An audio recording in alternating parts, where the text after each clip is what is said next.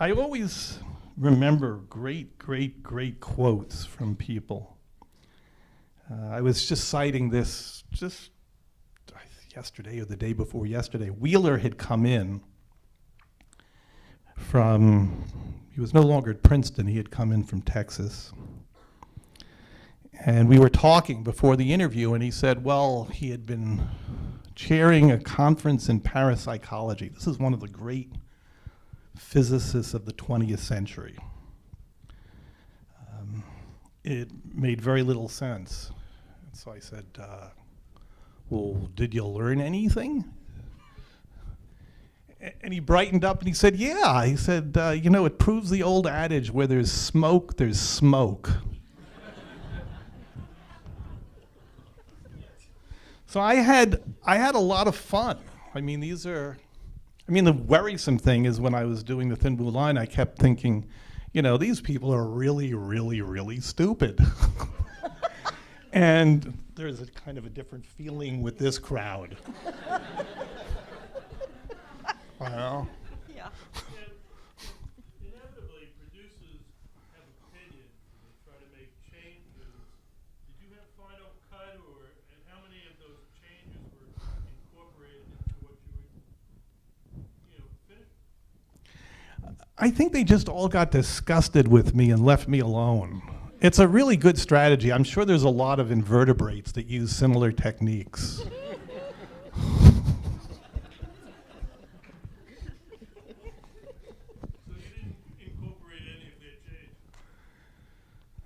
I don't know if anybody really knew what to do.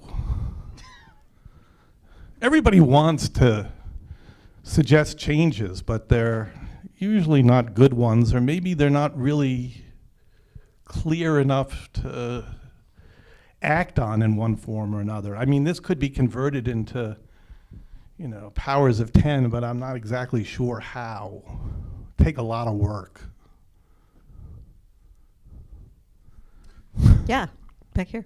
Why do you not identify anyone in the movie until the very end?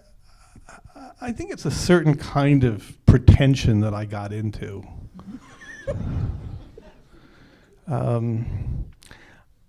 I often think that anybody doing anything should really have the right to say, this is the greatest right given by God to man.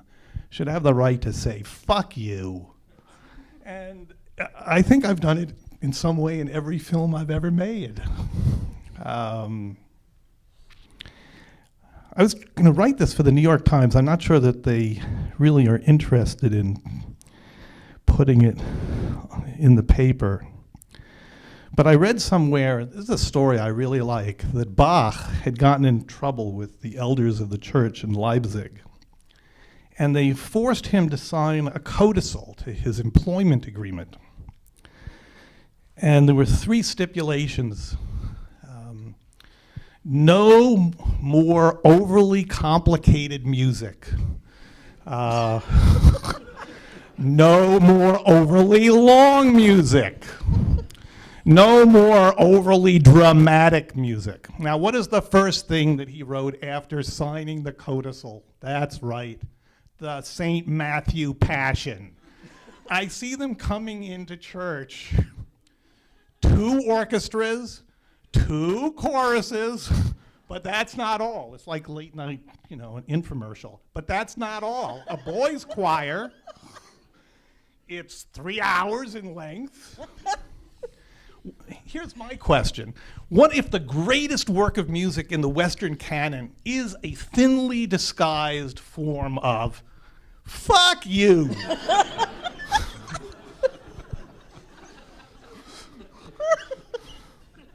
You wanted the names?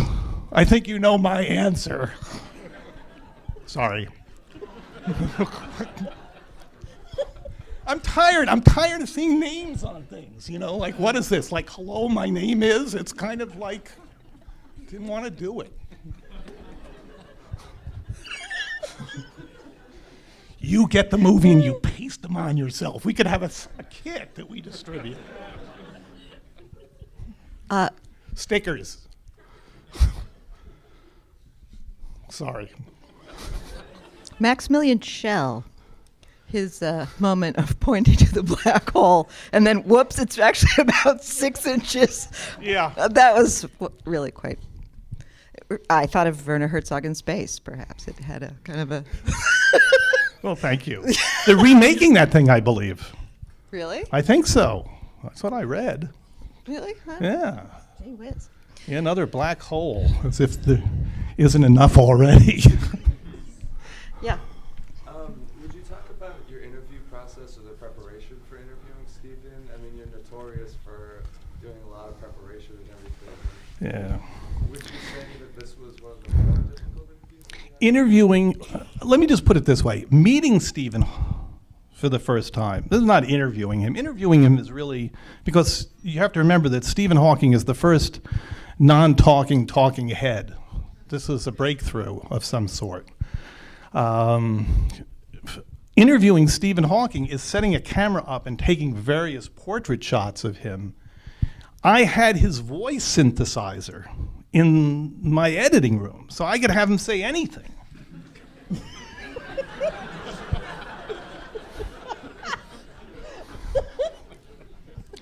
I even told him we tried out some passages from Mein Kampf, but it seemed in bad taste.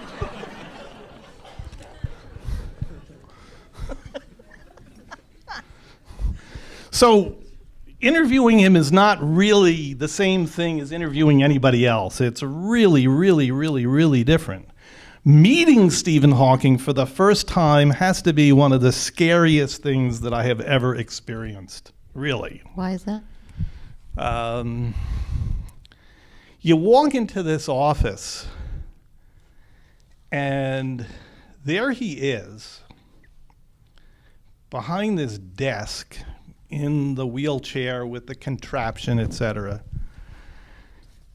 When you get to know him, he will let you stand next to him, and you can read off of the screen what he's writing as he's writing it. So you're sort of part of the whole deal. When you first met him, when I first met him, you're seated across from him, and you really don't know what in hell is going on.